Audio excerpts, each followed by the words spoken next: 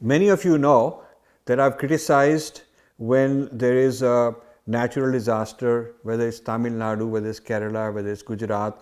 I've criticized some of the fundraising that missionaries and certain NGOs do in the name of helping people, but actually they are using it for their own expansion, their own capacity building, conversions, other activities which are not necessarily about bringing relief to people.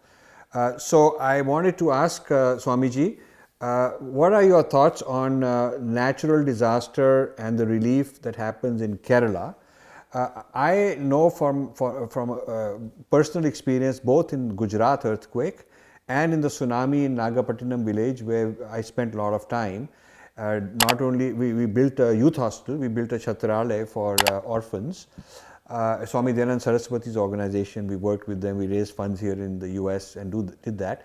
And I went and spent several weeks there making a documentary on what was going on. And one of my findings was that people like World Vision and many other organizations were really out there claiming to be helping poor people and using it to raise a lot of money from all over the world, but actually they were doing mischief. They were not transparent and they never gave a full disclosure on how they used the money. So what is the situation in Kerala in that respect?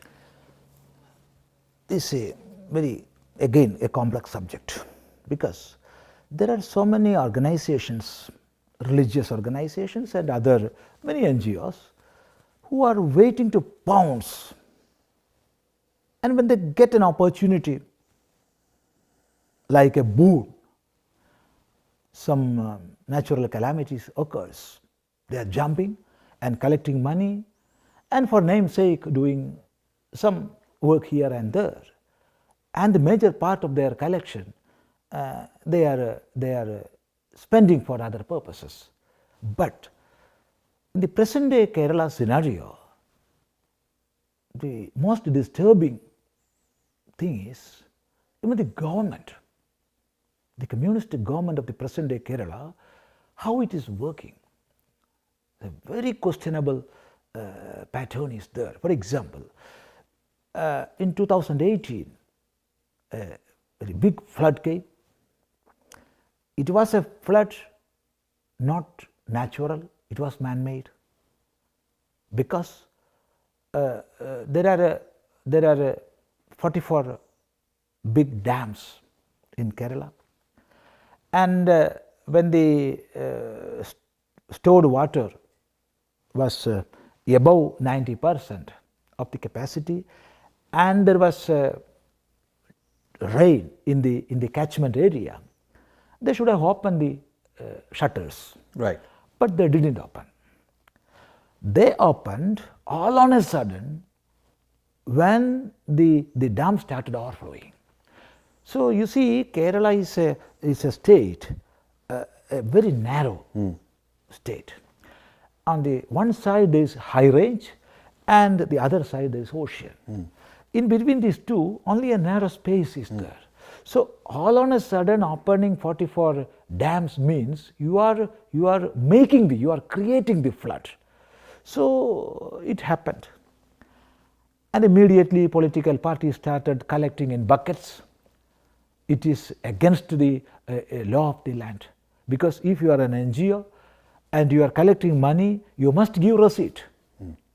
Without receipt, these people started collecting money in buckets.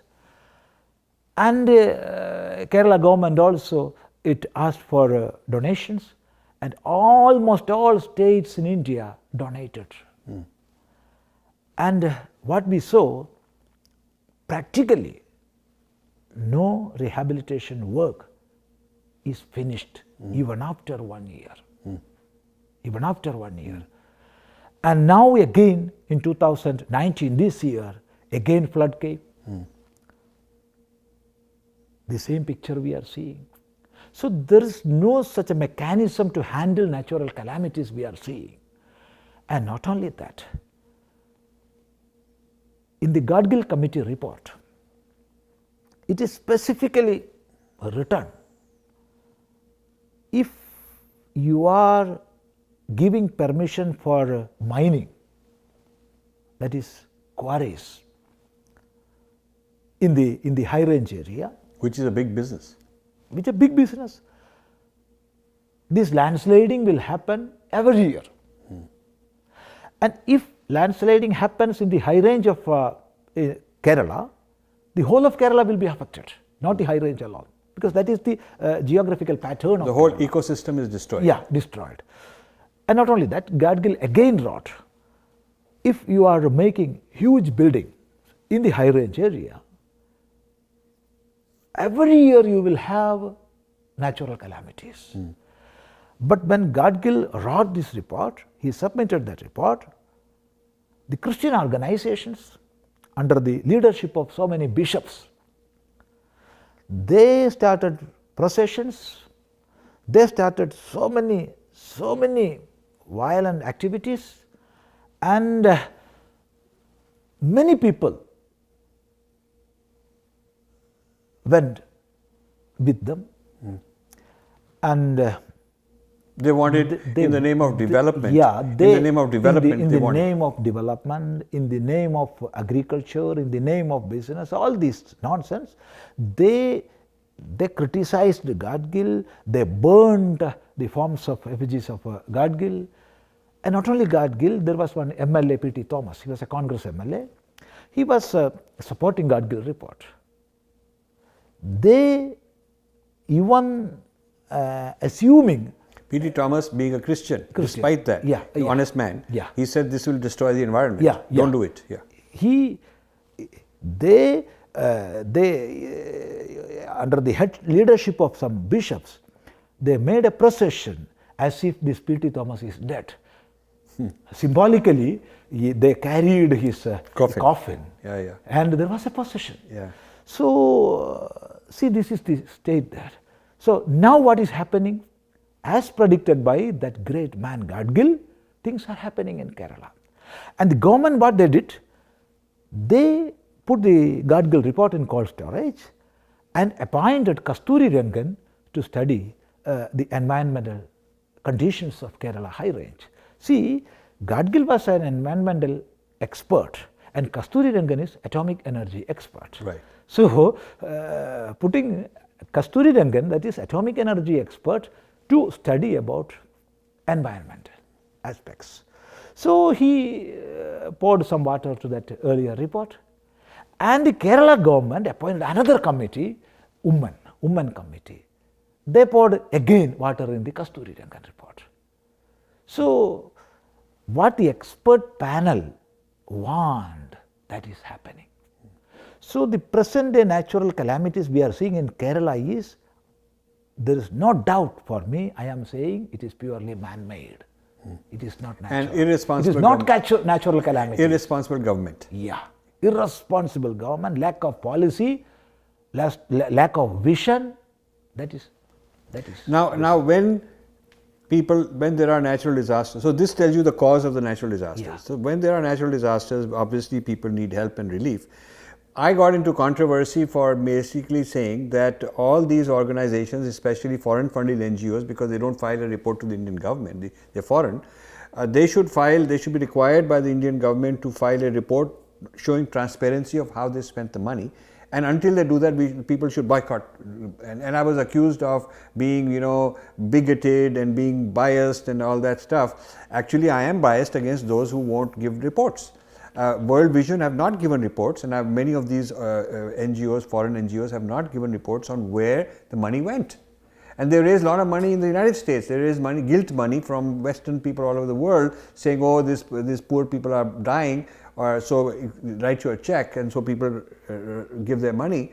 And then where that money goes is all mushy. It's more murky. It's not very clear. So, what do you think of that? That there need to be transparency laws.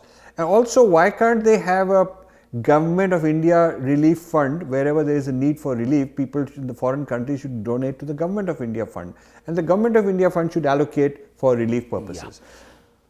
See, the present central government of India have cancelled the foreign currency registration or license for more than 27,000 organizations. Because they were violating. Because of their violations, misappropriations and frauds.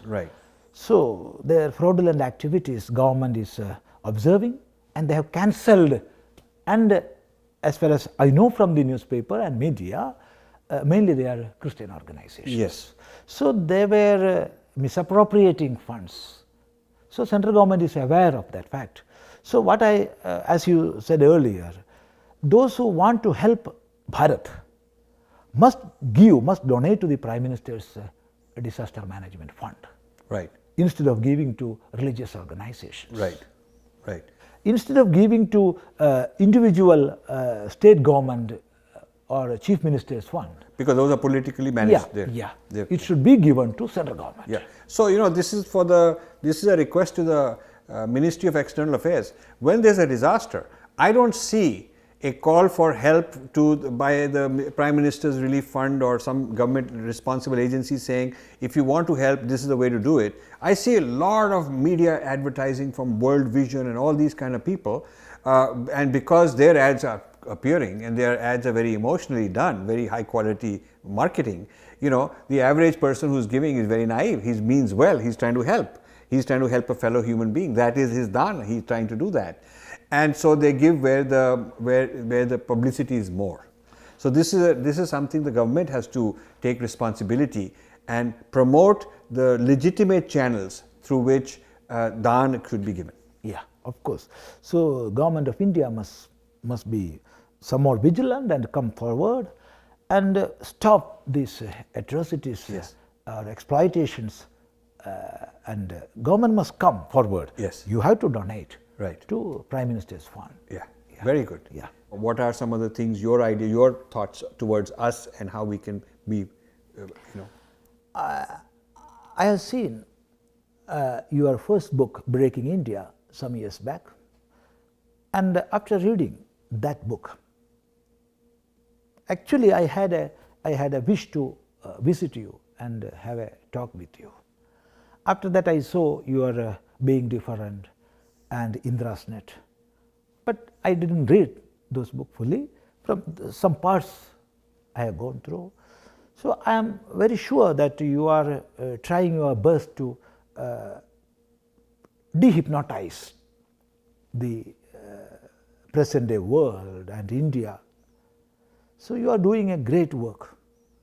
Our society, those who want or those who wish Bharat must spread everywhere, because it is the task, it is the duty given to us from time immemorial. Even in the Veda itself, Rigveda says, Krunando Vishwamaryam. We can make the whole world great. To make the whole world great, the first requirement is you must dehypnotize the Bharat mind or Indian mind. In that field you are working, so you are doing a great work, a wonderful work.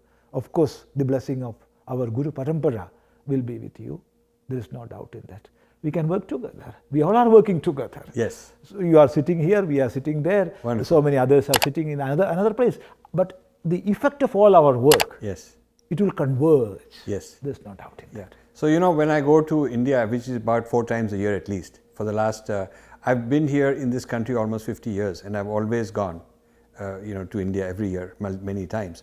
I haven't gone that much to Kerala. I've gone as a tourist and gone for medical treatment and all, but I haven't gone as part of my work. I would like to add Kerala also. I go to Delhi, I go to Mumbai, Chennai, Bangalore, certain places. But with your presence and with this connection, maybe what I should do is also start coming to Kerala. You must come. You must come. Yeah. You are most welcome there. Yeah. And we can then have more time to brainstorm what are some things we can work on together, start new initiatives, new projects together. Of course. Thank you very much. It will be great. It will be great. Thank you very much. Namaste. Thank you for watching. You can subscribe here and also hit the bell icon to make sure you get notified. To donate, please click this button.